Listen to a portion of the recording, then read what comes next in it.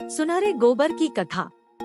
एक बार की बात है, किसी शहर में एक बड़े से पेड़ पर एक पक्षी रहता था जिसका नाम था सिंदूक। सबसे चौंकाने वाली बात यह थी कि उस पक्षी का मल सोने में बदल जाता था।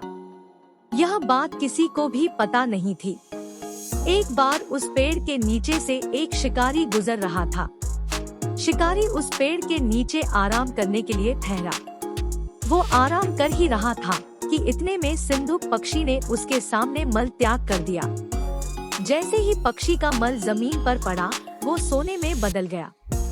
यह देखते ही शिकारी बहुत खुश हुआ और उसने उस पक्षी को पकड़ने के लिए जाल बिछाया। सिंदूक जाल में फंस गया और शिकारी उसे अपने घर ले आया।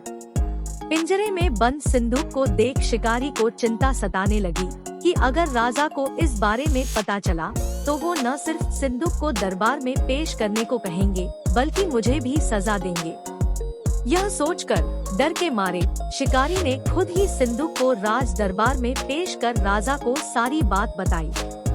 राजा ने आदेश दिया कि सिंदूक को सावधानी से रखा जाए और उसे अच्छे से खाना खिलाया जाए। ये सब सुनने के बाद मंत्री ने राजा को कहा, आप इस बेवकूफ शिकारी की बात पर भरोसा मत कीजिए। कभी ऐसा होता है क्या कि कोई पक्षी सोने का मल त्याग करे? इसलिए अच्छा होगा कि इसे आजाद करने का आदेश दें। मंत्री की बात सुनकर राजा ने चिड़िया को आजाद करने का आदेश दिया। सिंदूक उड़ते उड़ते राजा के दरवाजे पर सोने का मल त्याग करके गया। यह देखते ही राजा ने मंत्रियों को उसे पकड़ने का आदेश दिया, लेकिन तब तक वो पक्षी उड़ चुका था। उड़ते उड़ते सिंदूक कह गया, मैं बेवकूफ था जो शिकारी के सामने मल त्याग किया। शिकारी बेवकूफ था जो मुझे राजा के पास ले गया।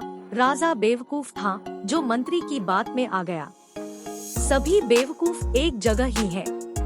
कहानी से सीख, कभी भी दूसरे की बातों में नहीं आना चाहिए और अपने दिमाग से काम लेना चाहिए।